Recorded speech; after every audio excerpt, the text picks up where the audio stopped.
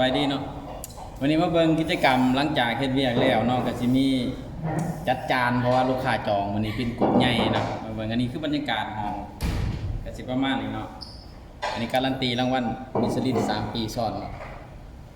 อันพริกหยวกเบิ่งห้องบรรยากาศกว้างๆหรูหรา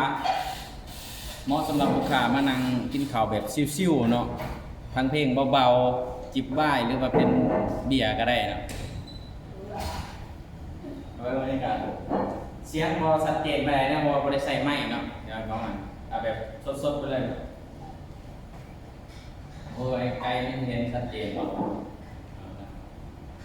ถือว่าโอเคเนาะจะมีสองโต๊ะใหญ่สามารถห้องทำได้10คนเนาะต่อโต๊ะหนึงมี2โต๊ะเป็นโต๊ะหน่อยนำนะนี่คือน้องๆพนักงานทางงานเฮาตอนนี้กำลังกาเกียมเนาะสถานที่เพื่อตอนรับลูกค้าที่มาใช้บริการประมาณนี้เบิ่งรับส้มบรรยากาศสดๆไปแบบเนาะแม่นอยู่ห้องโอ้โหครับปิงปองใช้ว่าเปิดปิงปองตอนแรกบ่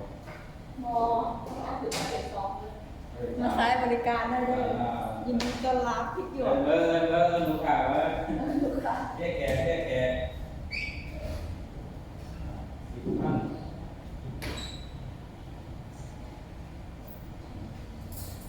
นี่ก็นาทีลักๆแต่ละมื้อเนาะนี่ยัง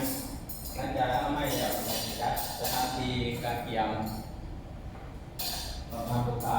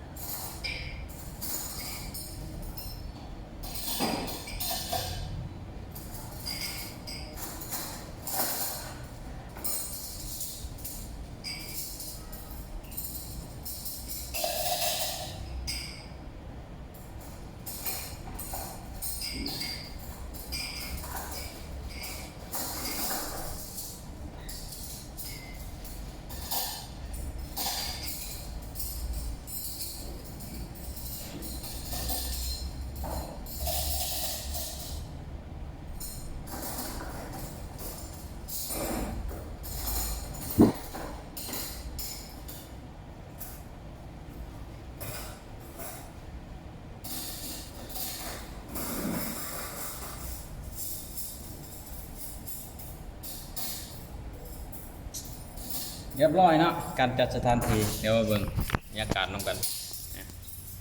ประมาณนี้เนาะเป็นโต๊ะใหญ่อันนี้เป็นกรุ๊ปใหญ่เดี๋ยวมาเบิ่งรางวัลเนาะ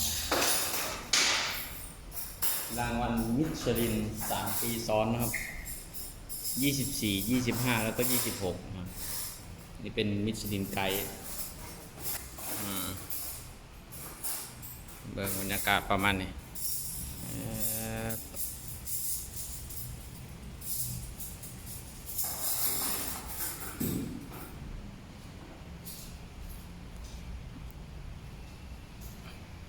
มิชลิน3 ปีซ้อนนะครับ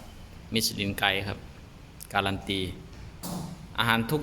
อย่างทุกจานนะครับไม่ใส่ผงชูรสน้ำมันหอยแล้วก็รสดีครับอันนี้คือเป็นหลักๆของทางร้านเลย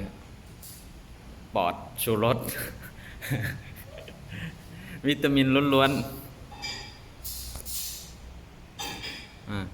ห้องกว้างขวางเนาะเหมาะสำหรับลูกค้ากลุ่มใหญ่ก็สามารถห้องรับได้นะ40 คนก็ได้เนาะ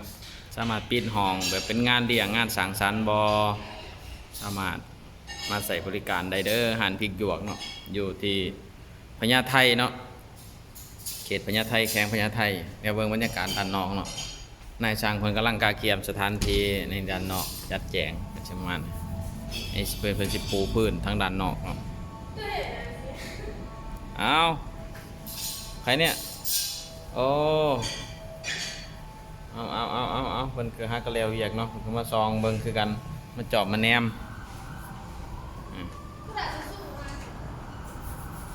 ห้องบรรยากาศกว้างขวางหลายเนาะนี่เป็นห้องไพรเวทมีห้องไพรเวทนำแล้วก็เป็นห้องด้านลมและลมด้านลมมี2ห้อง3ห้องแล้วเป็น3ห้องใหญ่แล้วก็ทั้งเทิงนำห้อง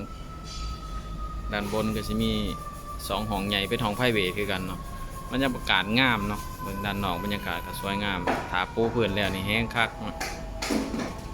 ก็เหมาะสำหรับนั่งด้านนอกฟังเพลงชิวๆก็ได้เนาะด้านนอกก็ได้ด้านในก็ดีโอ้โชไม่ค่าคล้ายชมโบ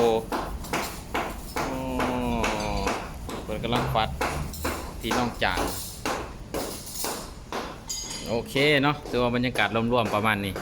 ฝากกดไลค์กดแชร์กด Subscribe เพื่อเป็นกำลังใจในการเฮ็ดคลิปต่อไป